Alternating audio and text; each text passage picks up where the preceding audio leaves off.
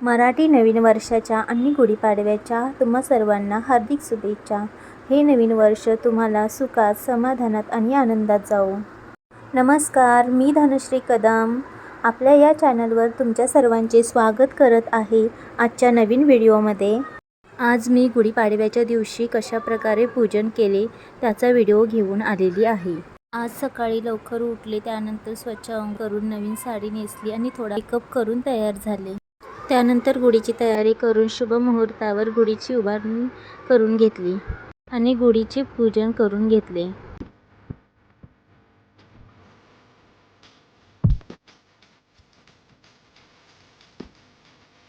गुढीची उभारणी करण्यापूर्वी घरातल्या सर्व देवांची पूजा करून घेतली. गुढी उभारण्याचा शुभ मुहूर्त निघून जायला नको म्हणून सर्वात आधी गुढीची स्थापना करून घेतली. त्यानंतर दरवाजाला तोरण लावले. उंबरठ्यावर हळदीचे लेपन लावून त्यावर हळदी कुंकू वाहून उंबरठ्याचे पूजन करून घेतले. तसेच मुख्य दरवाजाचे सुद्धा पूजन करून घेतले. उंबरठ्यासमोर छान अशी सुंदर सुरेख रांगोळी काढली. आपल्या संस्कृतीमध्ये रांगोळीला खूप महत्त्व आहे. तसेच त्यानंतर अन्नपूर्णेचे सुद्धा पूजन करून घेतले. गॅसची पूजा केली. त्यानंतर धूप प्रज्वलित करण्यासाठी करवंटी गॅसवर जळण्यासाठी ठेवली. गुढीपाडवा हा 3.5 मुहूर्तांपैकी एक मुहूर्त असल्यामुळे घरातील सर्व अन्नपूर्णा, उंबरठा सर्व देवदेवतांचे पूजन करून घेतले.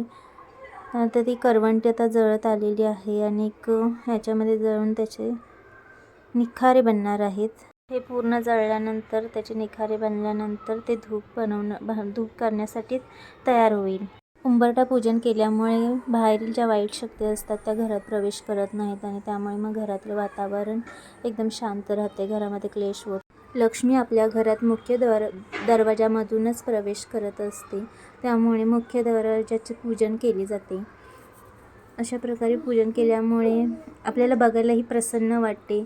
मग बाहेरून लक्ष्मी येते. ती जेव्हा आपल्या दरवाजावर तिची नजर पडते तेव्हा मग ती प्रसन्न होते आणि मग आपल्या घरामध्ये प्रवेश करते. योगायोगाने आज गुरुवार आलेला आहे.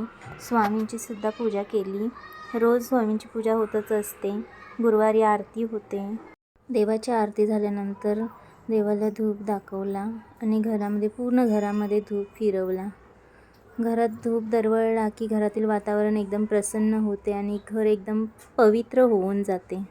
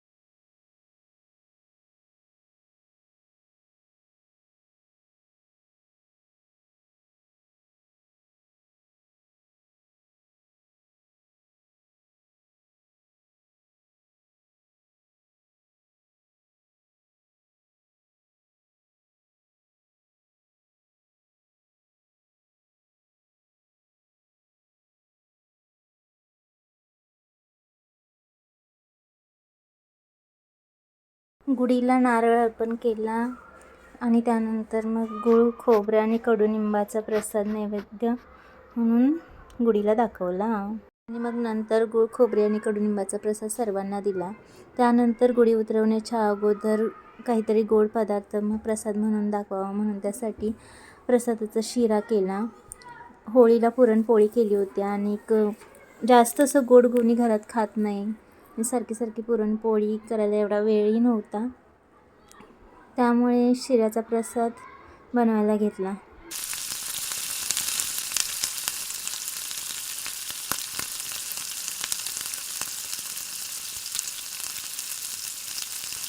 शिरा तयार होत आहे.